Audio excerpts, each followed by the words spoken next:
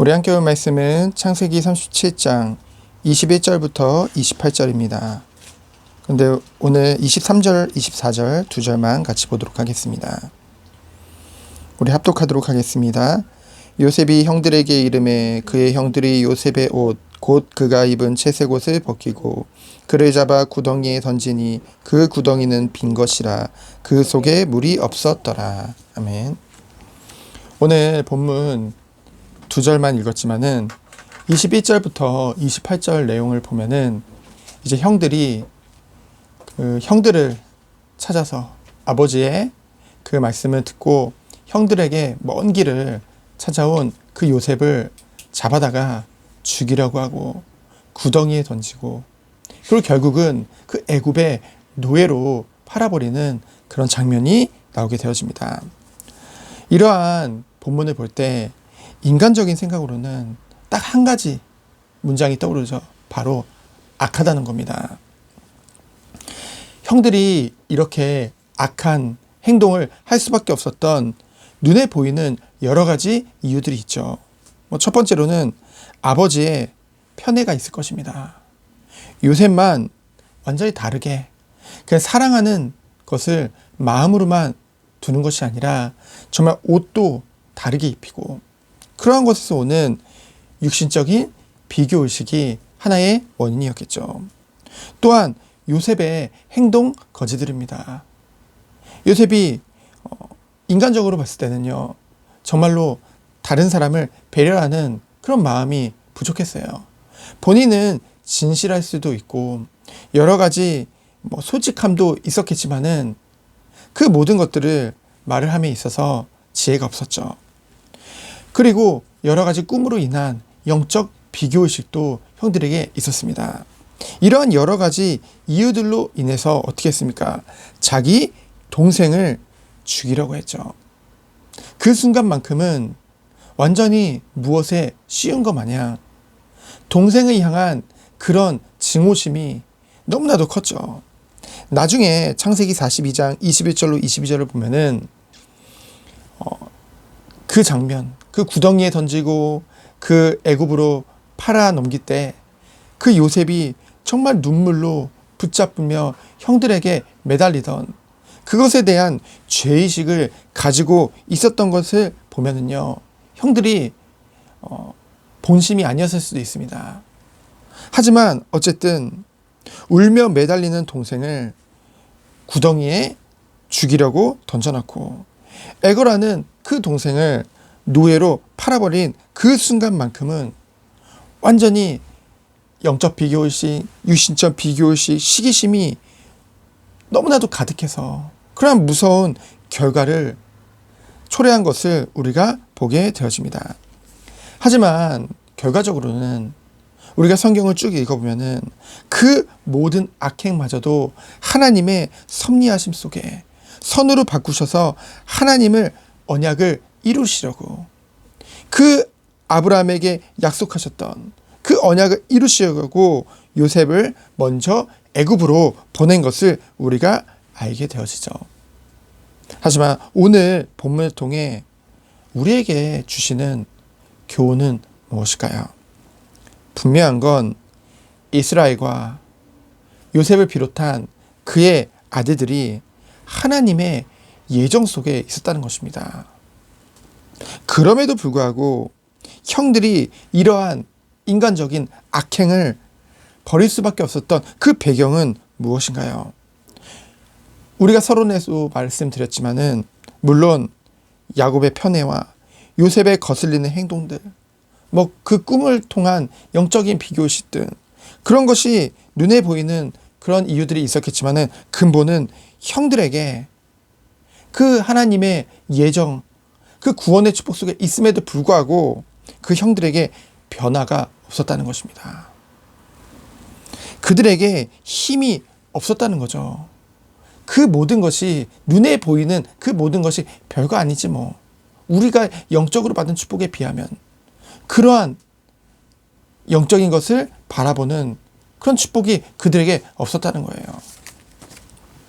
중요한 것을 발견하지 못했다는 거죠.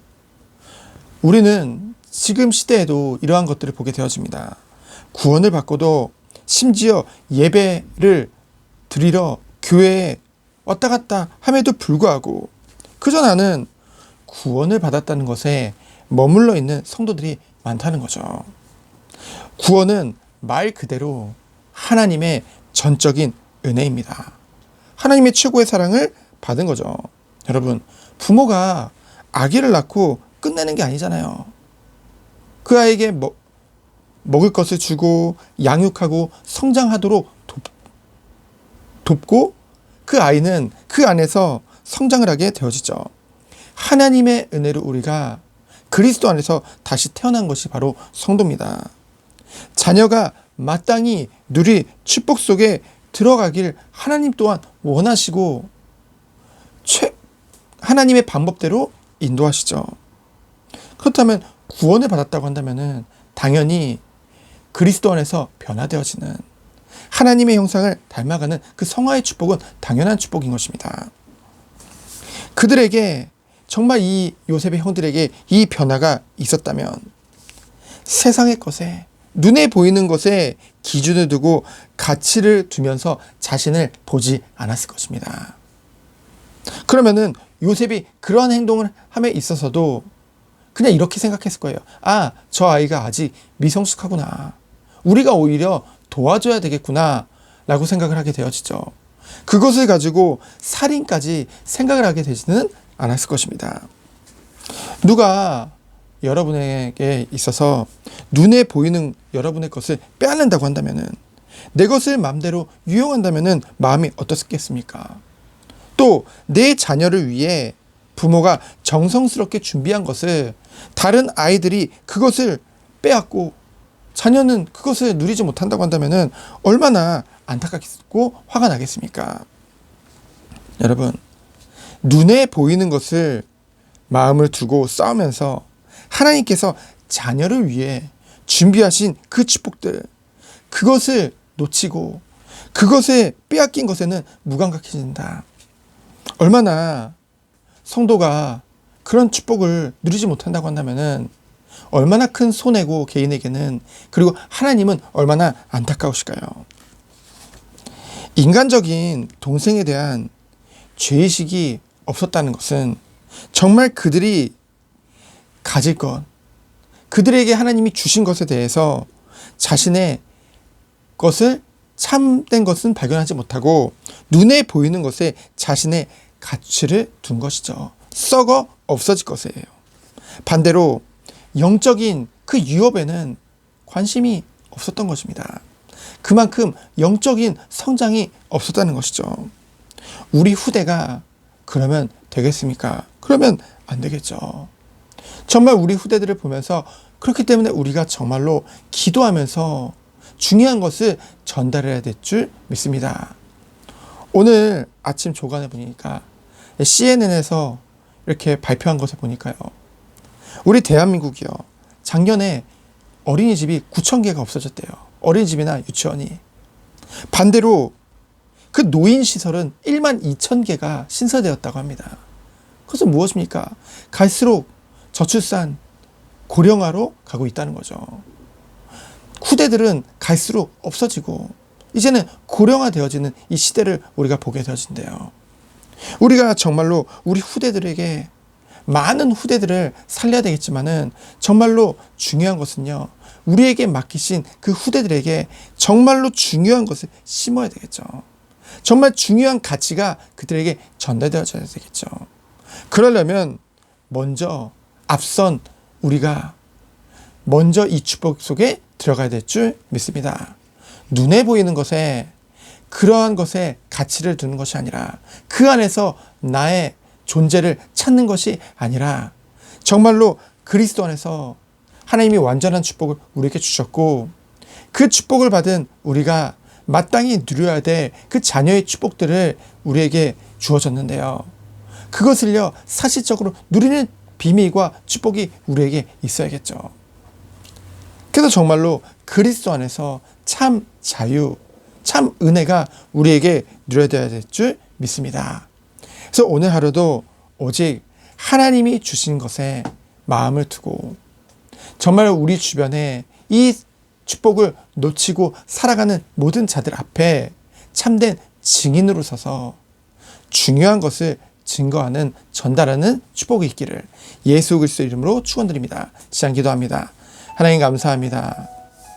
오늘도 눈에 보이는 것에 내 존재 가치를 두는 것이 아니라 하나님이 그리스도 안에서 우리에게 주신 그 영적인 유업을 내 것으로 누리고 바라보며 오늘 하루를 인도받는 하루 되도록 주께서 축복하여 주옵소서.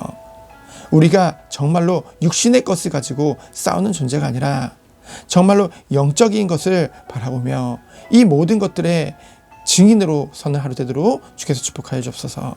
살아계신 예수 그리스도의 이름으로 기도합니다. 아멘. 감사합니다.